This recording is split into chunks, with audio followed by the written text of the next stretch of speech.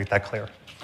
Okay, so since Mr. Modi has come to power, India's economy has improved, according to independent economic assessments. What's your take on the current government's economic policies? Have they improved the country's position? I mean, what we see on the ground is massive unemployment and dramatic increase in prices. And this is one of the reasons we won the Karnataka election, was that there was a feeling in India that there is a set of people who have a huge amount of wealth, and then there's a large mass of Indian people who are poor and struggling. Huge income disparities and unemployment. I think it's a 40-year high for unemployment. So to say that the economy is doing well, I don't quite agree with it. And are there particular policies that are cause for concern or that should be changed? I think the central difference between how we see it and how the BJP sees it is we believe in decentralization of power. We believe in supporting the small and medium industries, and we believe that they are the engine of growth in India. Mm-hmm. And they tend to concentrate power and wealth in few limited people. So that's, I would say, broadly, that's the difference in the economic perspective. Okay. If your party were to return to power, what changes would it seek to implement to ensure the rights of minorities in India?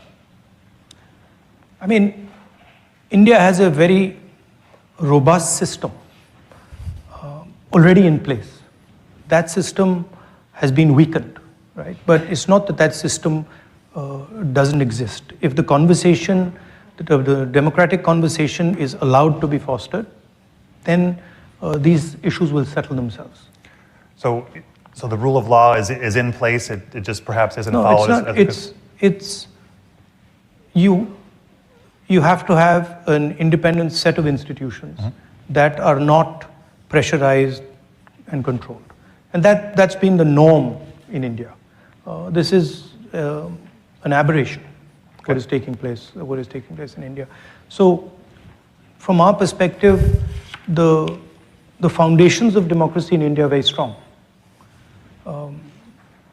And the protections exist, but they're being sort of disturbed.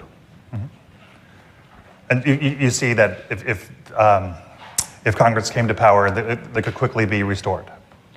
I mean, quickly, I don't know, but the Congress Party is the institution that conceptualized them in the first place, right? So we don't view them as our institutions. We view them as institutions of the state. And so we ensured that there was independence and neutrality in these institutions. And it's not difficult to do if that's what you're trying to do. Mm-hmm. Let me ask you about, well, again, welcome to the Press Club, and let me ask you about press freedom, very important issue for us all. I should, full disclosure, my colleague, Vivek Raghuvanshi, was arrested several weeks ago and charged with, and accused of espionage. He's an Indian citizen. And what does that, he's been working for my company for more than 30 years and as a journalist. And I wanted to ask you what that says about the state of press freedom in India when someone, can be just accused of, even after, if someone with such a reputation can be accused in such a cavalier manner. No, I think the fact that there is a weakening of press freedoms, this is not hidden. I mean, everybody knows it. It's apparent in India. The rest of the world can see it. And I think press freedom is very, very critical for a democracy. I mean, one should be open to criticism, and one should listen to criticism. I mean, that's the feedback loop that builds democracies. And definitely, there is a weakening of press freedom. I mean, and it's not just press freedom. It's on multiple axes. On multiple axes, there is a clampdown on the institutional framework that allowed India to talk, that allowed the Indian people to negotiate. I view India as a negotiation between its people, between different languages, different cultures, different histories. And the architecture that Mahatma Gandhi set up was to allow that negotiation to be carried out fairly and freely. And that structure that allows the negotiation between India's people is coming under pressure. I mean, this is a question you should ask Mr. Modi. It's more apt. Okay. I don't know how you'll get there. As soon as we get him here. I don't know how you'll get there, but yeah, I think it would be better question directed at him. Okay. What are your concerns with regard to the use of the citizenship law to expel Muslim Indians who have lived in India for generations? How would you handle things differently? I think all Indian people, right, have a right to expression. All Indian people have a right to religious freedom. All Indian communities should feel free to express themselves. So I don't differentiate between any community, any caste. I think India, as I mentioned just now, is a conversation, and the freer and more open that conversation, the more powerful India becomes. Okay. You have said that Modi's BJP engages in the politics of hatred and violence. Can you explain what you mean by this? I mean, it's explained in the sentence, right? They sort of generate a certain amount of hatred in society. They polarize society, and they're not inclusive. They don't embrace everybody, and they divide society. That's yeah, and that's damaging in my view to India, because India has always had a tradition of conversation, of openness. All our great leaders, spiritual, political, Mahatma Gandhi, Buddha, all of them promoted harmony, promoted peace, promoted conversation. So it's in our culture, it's in our history to sort of bring people together and have these dialogues. So that's, I think it's a difference in ideology between us and the BJP. Mm-hmm. We feel India should be allowed to express itself.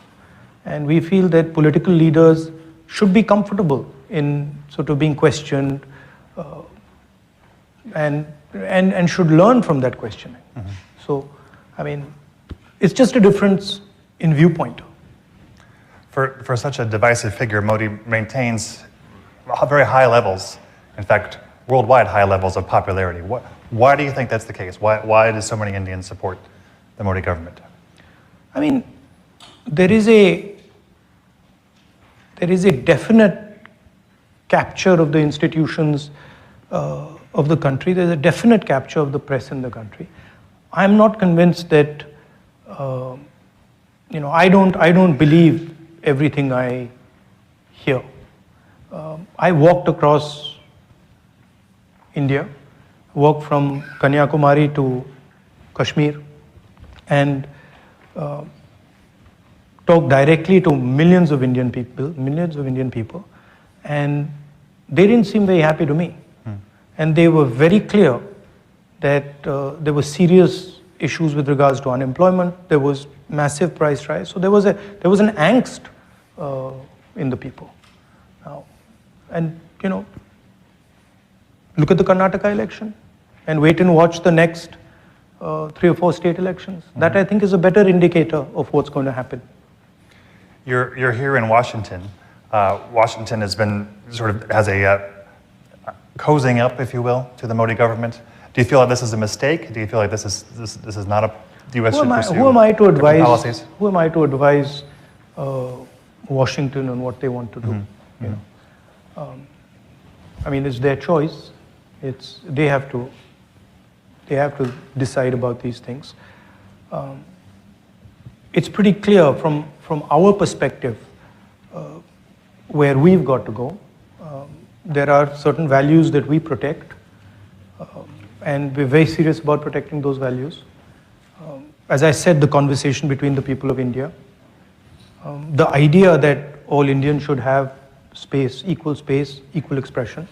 These are things that for us are non-negotiable, and we fight for them, and we pay the price. What is your, I have a comment from the audience here. What is your reaction to Prime Minister Modi's statement that not an inch of land has been lost to the border with China? And can you talk about India's relationship with China and how it's changing? I mean, the fact of the matter is China is occupying our territory. It's an accepted fact. I think 1,500 square kilometers, land the size of Delhi, is occupied by them. And I think, it's absolutely unacceptable. Prime Minister seems to believe otherwise. I don't know. I mean, maybe he knows something we don't know. I'm going to ask about Kashmir. India is positioning Kashmir as a tourist destination, while certain populations are persecuted.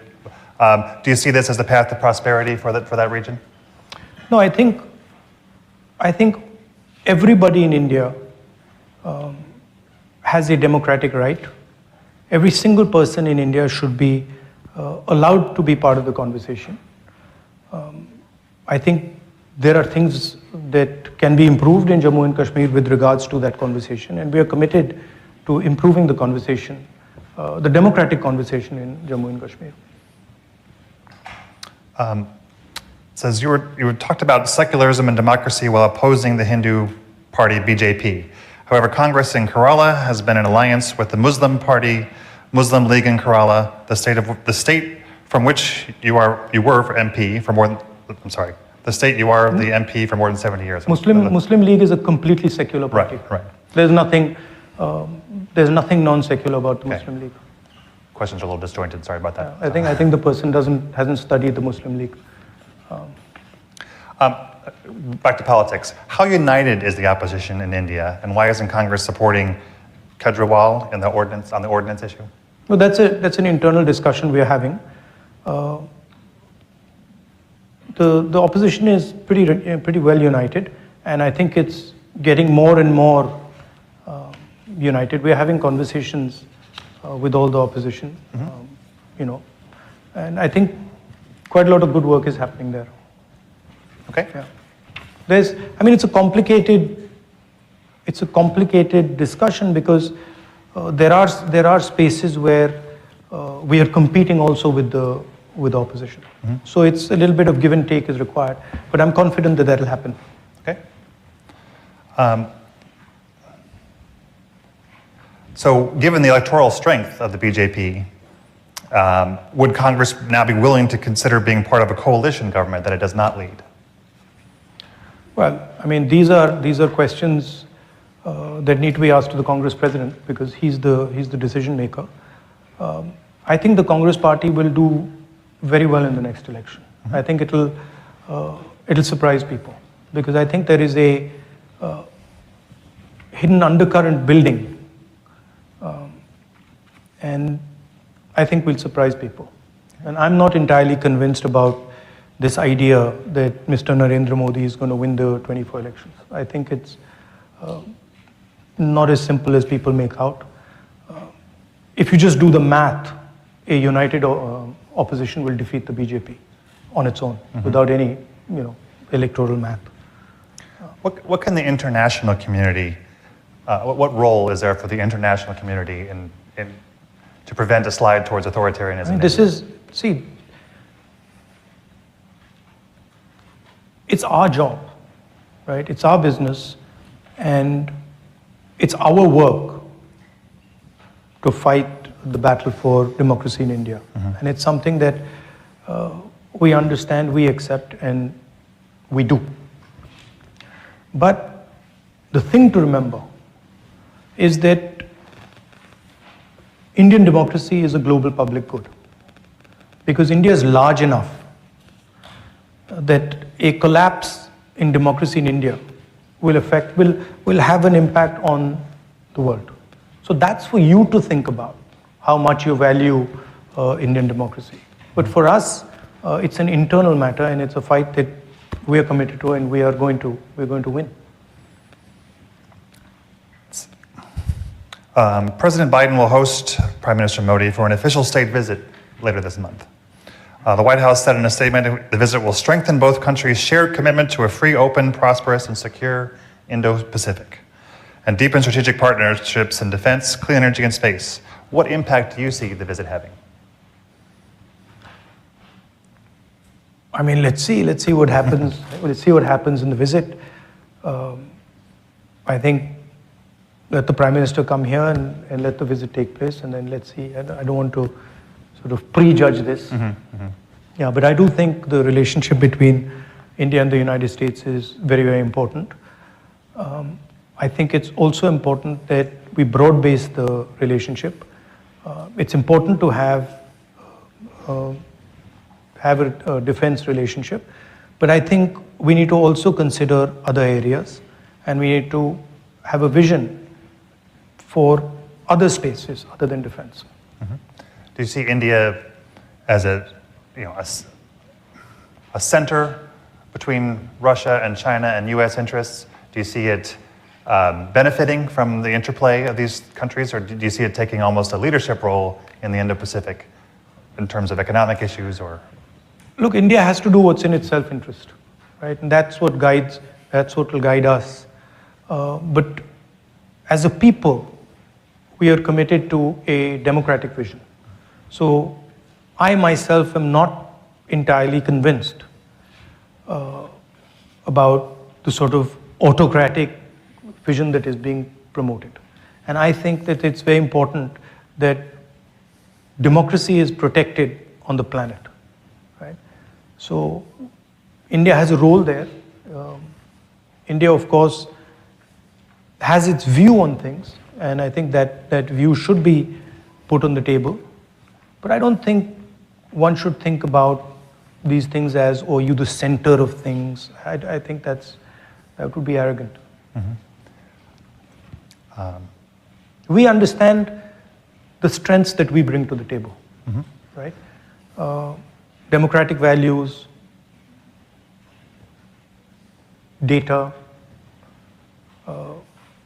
These are some of the things that technology, a highly educated, technically educated population, these are our strengths, right?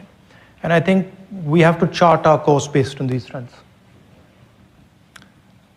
This is a question from the audience. India started as a secular state, but is currently leaning toward a Hindu state. Is that a threat to democracy? Is India losing its original ideology from your perspective? I think there's a fight on in India. There are two visions of India. There is the vision that the BJP has. It's a centralizing vision. It's a polarizing vision. And then there's another vision, equally strong. In fact, if you ask me,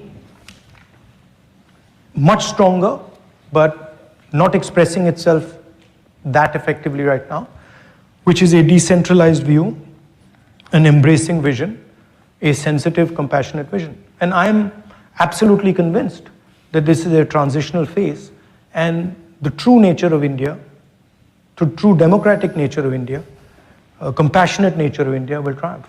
I have no doubt in my mind. And by the way, we've gone through this phase before. So it's not that it's a new thing.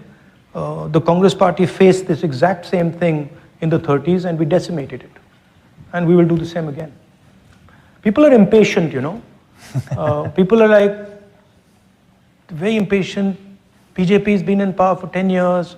Well, okay, we were in power for 10 years before that. Why did nobody say, in UPA 2, when we had been in power for 8 years, why did nobody say, oh my God, the BJP is going to evaporate? After all, the same, we were in power for 10 years. So there is a tendency for the media to sort of exaggerate these things. There are reasons for it also. But we are committed to the democratization of India. And we are committed especially to the emancipation of the poor people of India the lower castes, backward castes, these communities. I think I heard you say you described the media in India as somewhat captured by the powers that be. Yeah, I mean, I think you could remove the word somewhat.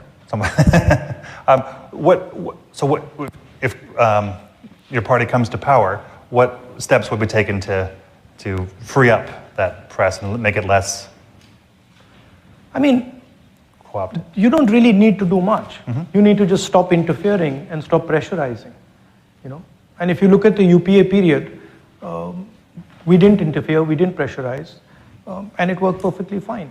So if the leadership of the country decides that a free press is valuable, then it'll fall into place.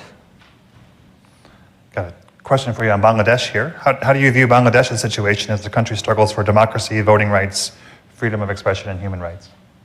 No, I think, Bangladesh is a friend of India. But, you know, it's for Bangladesh to decide these things. It's not my place to tell Bangladesh how they should live their life. Okay. Let's see. It says, this is a question from the audience. In 9 years of BJP rule, India has become, as a 3.5 trillion rupee or dollar economy. India is one of the most, and yet India is one of the most impoverished countries. So how do you see India addressing its many problems? You know, given the challenges of democracy, given the challenges of the divisive rule of. What's the way forward in terms of specifically addressing poverty? I mean, you know, the 3.5 trillion, India has a particular growth rate. So that's just a natural consequence of that growth rate. The question is, how is the wealth of India distributed? Is India creating jobs? Are Indian people feeling that they can express themselves? Are they happy? Is there general tranquility in the country? Congress Party has a record for doing this. I mean, it's not, we've done it for many, many years. I think a good model is to let the people of India get to work, let them do what they're best at doing, and not to sort of, you know, pressurize them and threaten them and do that. There's a historical record for this, you know.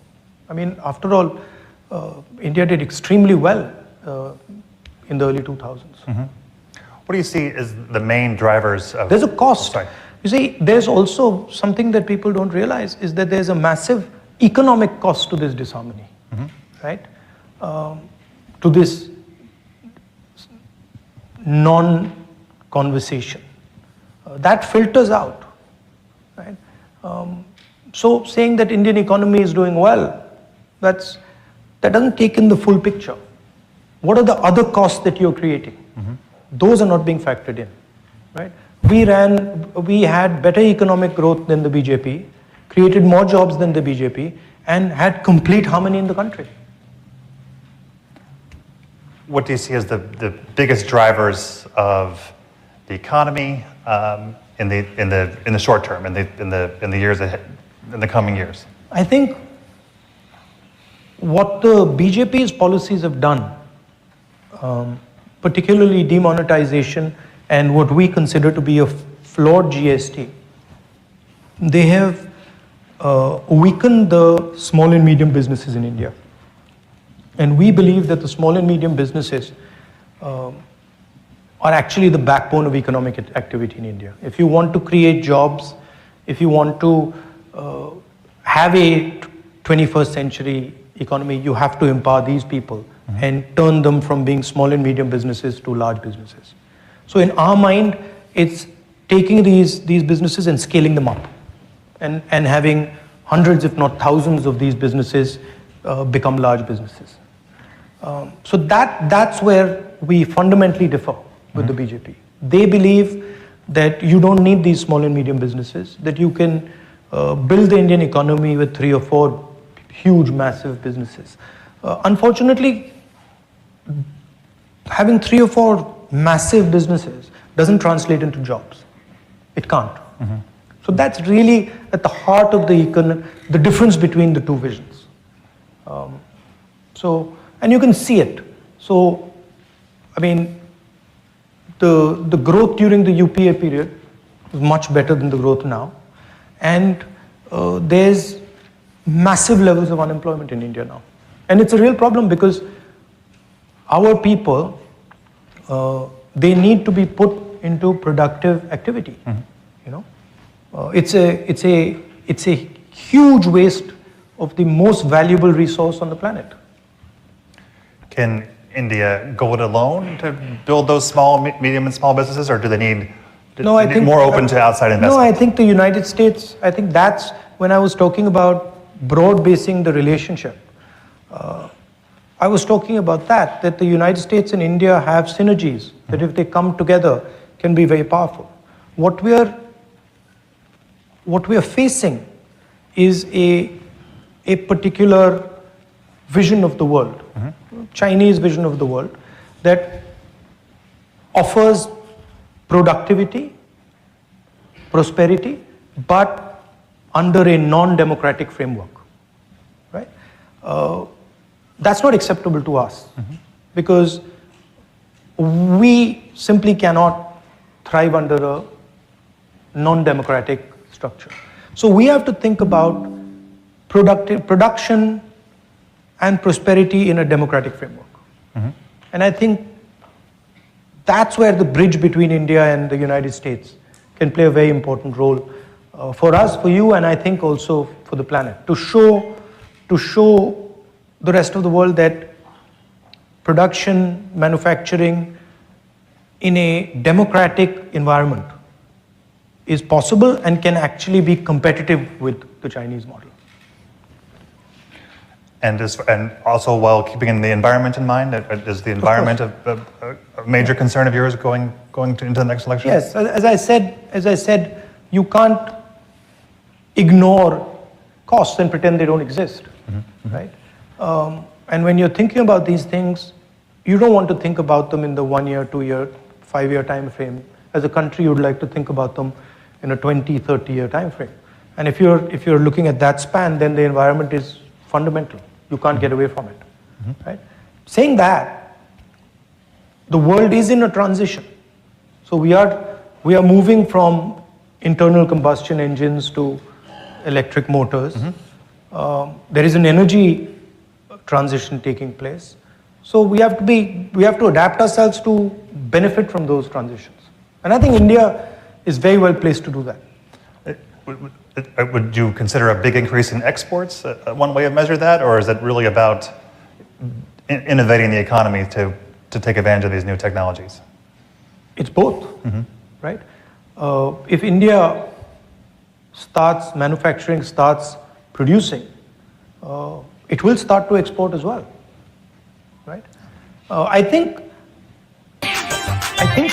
there is an opportunity for India to successfully compete with the Chinese on manufacturing.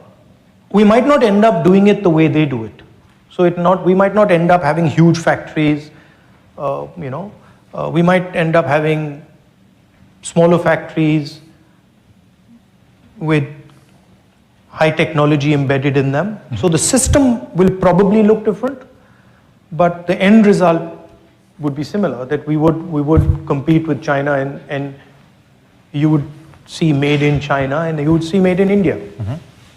Can you do it without more Chinese investment? Is there enough money coming in from elsewhere? Yeah, no, that's where the India-US relationship should be looking. I mean, that to me is what the conversation should be about. How do we build this alternative production system, alternative manufacturing system? And I think there's a lot of interesting things there because of our size, because of data, because of our technological capabilities, your technological capabilities. So I think the strengthening of the bridge between the United States and India and the widening it, taking it from a 2-lane highway to a 10, 15, 20-lane highway is how I think about it. Does the U.S.